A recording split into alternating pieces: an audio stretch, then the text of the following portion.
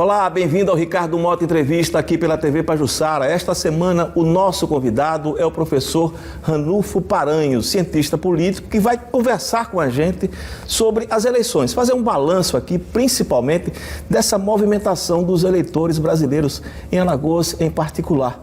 Me parece, professor, inicialmente, muito obrigado pela sua presença, que houve uma movimentação da esquerda para o centro, da direita para o centro. Foi isso mesmo ou é apenas aparência, na sua opinião?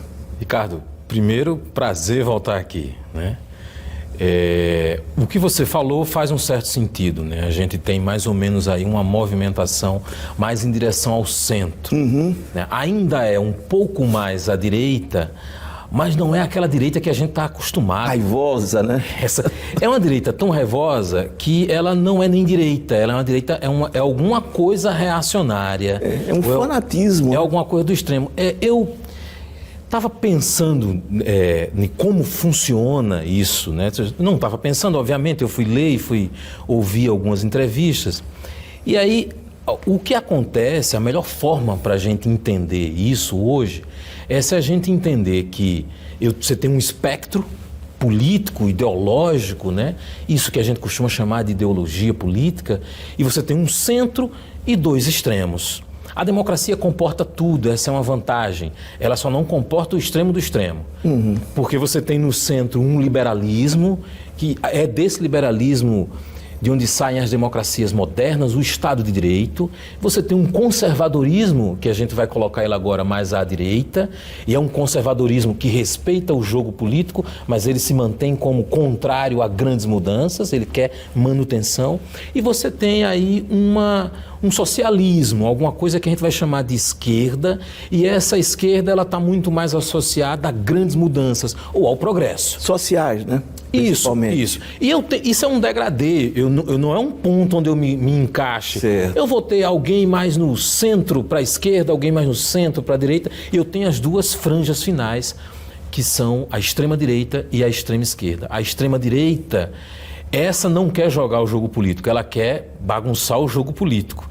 A extrema-esquerda também, ela também quer recusar o jogo político. Então essas duas, todas as outras cabem na democracia. Essas duas extremidades, elas não cabem na democracia. Extrema-direita e extrema-esquerda, elas querem acabar com o jogo democrático. Agora, é bom lembrar, o Brasil nunca foi governado por nenhuma dessas duas extremidades.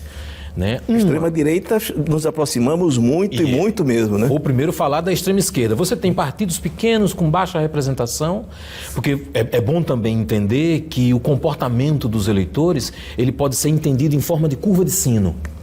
A chamada curva normal, onde o centro concentra a maioria dos eleitores, a maioria das preferências. E as extremidades você teria as pontas, pouquíssimos eleitores. Olhe o eleitorado do PSTU, olhe o eleitorado do PCO, eu acho que o PCO nem tem registro. Olhe o eleitorado desses partidos mais extremos. Então, a outra coisa... Agora a Unidade Popular, né? Unidade Popular...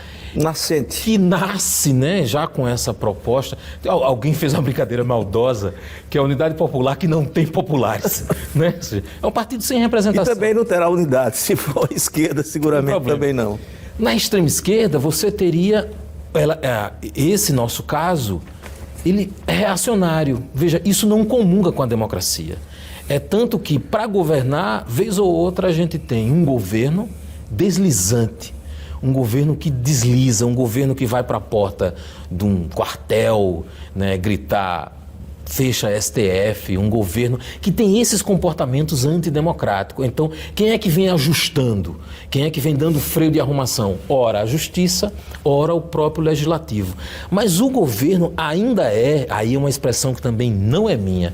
Eu ouvi de um professor de ciência política essa semana, Christian Lynch, do Sudeste, e ele disse, o governo é um balaio de gato. E eu lembrei isso no interior. É uma frase que funciona muito bem. Quando você vai fazer mudança de uma casa para outra, a forma melhor que tem para você transportar os gatos para que eles não fujam, que o gato tem uma relação muito próxima com a casa, é colocar todos dentro de um saco de gatos, na verdade. Dentro de um saco. Então você imagina... Pode ser num balaio também. O resultado é o mesmo. Mas é um saco. Então você imagine, Ricardo, o que é um saco de gatos. Como é que funciona uma organização? Um gato jamais vai dizer, eu vou ficar nesse canto, você fica nesse, e eu nesse outro. Eles não vão ficar organizados, eles vão estar o tempo todo gritando e berrando e fazendo a maior bagunça. É mais ou menos esse governo hoje. É medida provisória que é editada de manhã e é revogada à tarde, é dossiê de detratores. É terrível isso. Isso é um estágio muito atrasado. A gente tem nessa ponta aqui alguma coisa que os eleitores começaram a observar. Você veja, porque em 2018 a eleição não é feita olhando para a ideologia. A eleição do Bolsonaro é feita olhando, e de todo mundo que vai na onda Bolsonaro, que agora virou uma marolinha, né? Ela é feita olhando primeiro para um evento. Eu fui chamado a atenção que Bolsonaro não é um fenômeno, não é um evento, é uma coisa estanque. Interessante definição. De 2018, é uma coisa que acontece lá, mas que ela não consegue continuar. É diferente, por exemplo, diferente do Lula, né? Diferente do lulismo. Lula foi uma construção, né? É diferente do lulismo. Existe, ok. É completamente diferente do Bolsonaro, que é um evento lá de 2018 e que teve... assim, que funcionou muito bem, mas que não consegue, você veja que não consegue chegar agora aqui em 2020. A permanência, né? Que não consegue chegar a 2020 e que o próprio bolsonarismo, ser bolsonarista e candidato a prefeito não foi uma coisa que teve uma correlação com o sucesso.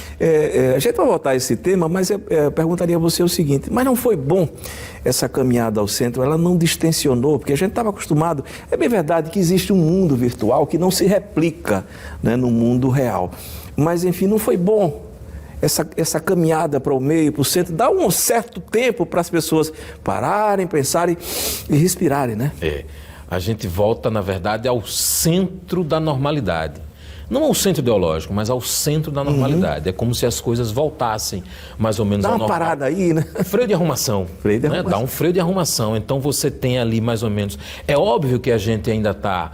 Veja, apesar de DEM, PSD, partidos que cresceram, e do MDB, que sempre foi centro, e do PSDB, hoje ainda é o quinto maior partido da nação, em números de prefeito. Quando você soma tudo, esses partidos são aí os 4, 5 maiores. DEM, PSD, MDB, PSDB, tem um outro agora que eu não consigo lembrar, me recordar, mas esses partidos, eles estão ali mais ou menos no centro. O MDB também faz parte? O MDB é centro. Você tem o DEM à direita, mas você veja, é um DEM centro-direita, é um DEM com respeito ao jogo democrático. Se você pega a figura do Rodrigo Maia, presidente da Câmara, quer dizer, aquilo é um DEM grande, né? Um DEM grande. E é um DEM o que é mais importante, respeito ao jogo democrático, respeito ao conjunto das regras e leis. E, aliás, também fez respeitar, né, o jogo democrático em momentos muito difíceis. Eu confesso que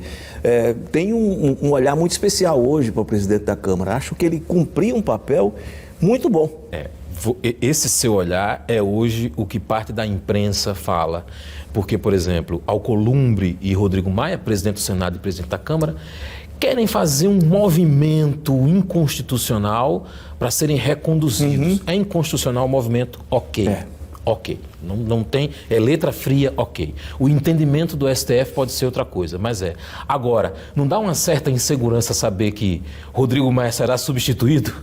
Por Arthur Lira, por exemplo. Dá mais insegurança ainda, porque aí você teria um presidente da casa, não com maldade, mas um presidente da casa mais alinhado ou mais suscetível aos interesses do presidente da República. Virar um puxadinho, né, do Palácio Mais Planalto. suscetível aos interesses do presidente da República. Então isso dá mais insegurança, faz parte do jogo político, do jogo democrático, tem que ser substituído se a gente quiser respeitar a Constituição, porque isso pode criar prerrogativas para frente, mas dá uma insegurança para esse momento que a gente vive muito séria, Ricardo.